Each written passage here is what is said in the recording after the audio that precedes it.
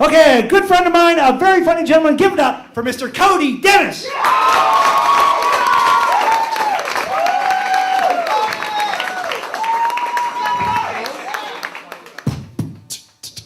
8 minutes of beatboxing. I'm not a vampire, by the way. I'm just really fucking pale. Yeah, I don't sleep very much, and people say after 3 days of not sleeping, you start to hallucinate. Isn't that right, Harvey? As well as wanting to be a comedian, I want to be a writer, and I'm working on a pilot for a children's television show about 2 mice who live in a mosque. I'm really excited about it, and it's coming from a special place in my heart. But I'm also kind of reticent about my excitement, because historically speaking, Muslim pilots don't do very well.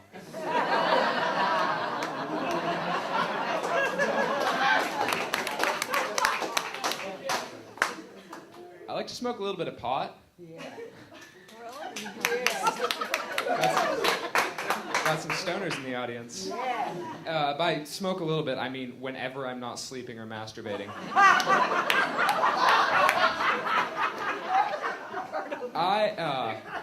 I do kind of hate what it does to people, though, and not in that weird, like, Dare anti-drug commercial, like, oh, my mom does heroin, beep, beep, beep, kind of way.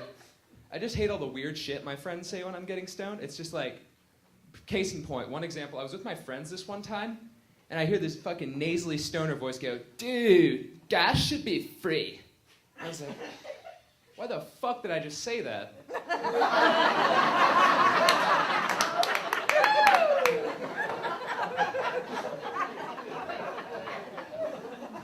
It's time for the black joke section. There we go. Whenever I write a black joke, though, I make sure to run it by each and every one of my 2 black friends. There's one over there.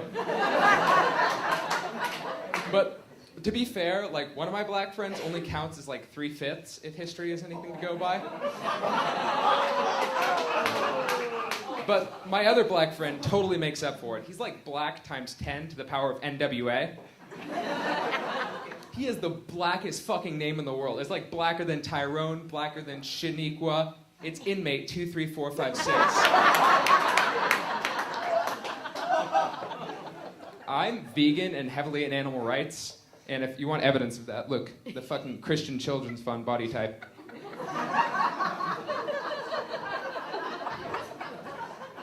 That being said, fuck dolphins. Dolphins rape 8 people a year. They're like the Mike Tysons of the ocean. Like, it's beautiful to see them in their environment when they're in their zone, but then they have to ruin it by raping people underwater. Speaking of Utah, they passed a law in Utah that if a woman has a miscarriage under suspicious circumstances, then they'll investigate it as if it was a murder investigation. I was like appalled when I saw this at first because I feel like it's infringing on people's rights, but I was like, we could turn that into a CSI spinoff, couldn't we? We'll call it CSI, Prenatal Victims Unit. We'll get some has-been like Steve Guttenberg as the lead star forensic investigator. I can't do a Gutenberg impression, so I'm just gonna make him have a speech impediment. It looks like the victim has coat hangers covered in amniotic fluid. It looks like an open and shut case.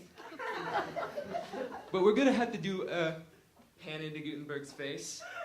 postpartum inspection. Who are you?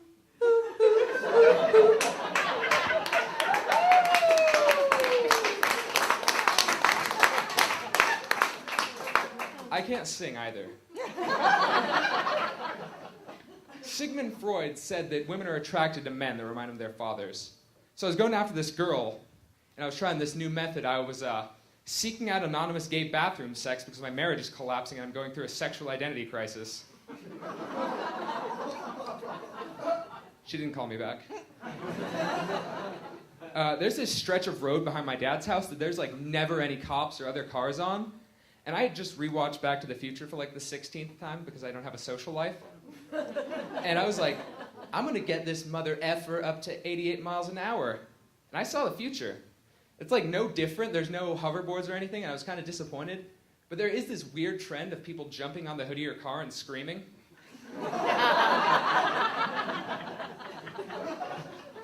I was walking down an alleyway once, and I hear this fucking wah, wah. And I was like, what the hell is that? And I was like, someone just threw their baby in a dumpster? Ooh, okay. Very pro baby crowd. And that's one of those moments where you have to evaluate your life and see, am I a monster or am I a good person? I decided I'm gonna be a good person. So I went over to the dumpster, I picked the little baby up out of the dumpster, brushed it off, and I moved it to the recycling bin. That's right! I am taking a stand for Mother Earth. By the way, there's no need to take pictures right now because there's a shit ton of pictures of me on backdoorsluts.com and you can just use one of those if you need it. I made up a character.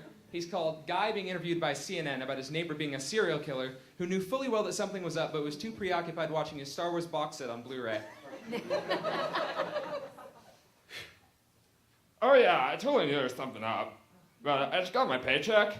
I work at Cracker Barrel, by the way. I can get you some fat hookups. Yeah, so I used my paycheck and I bought the Star Wars box set on Blu-ray. It's pretty good. I don't know why people don't like the new trilogy. It's really good. Hey, you want to hear my Jar Jar Binks impression? Mr. Jar Jar Binks. Mista want to be your friend. Let's go to the Gungan City, you guys. But watch out, you can't breathe underwater, not even if you're a Jedi. Yeah, George Lucas hasn't called me back. I'm working on a Star Wars fan fiction. It's about this guy who works at Cracker Barrel, and then he finds out he's a Saiyan and a Jedi, and he has to defeat Darth Frieza. It's a pretty beautiful romance, but it's kind of like the romance from Star Wars Episode 3, Revenge of the Sith, the strongest in the series. Like the romance between Hayden Christensen and Natalie Portman. It's fucking beautiful. Yeah. Can you believe people think Boba Fett survived the Sarlacc pit? That thing was pretty big. Have you ever had boba, by the way? It's really good. And scene.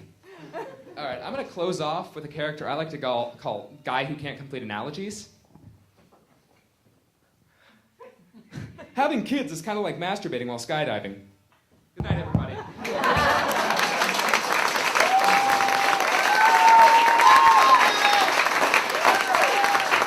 Kody Dennis.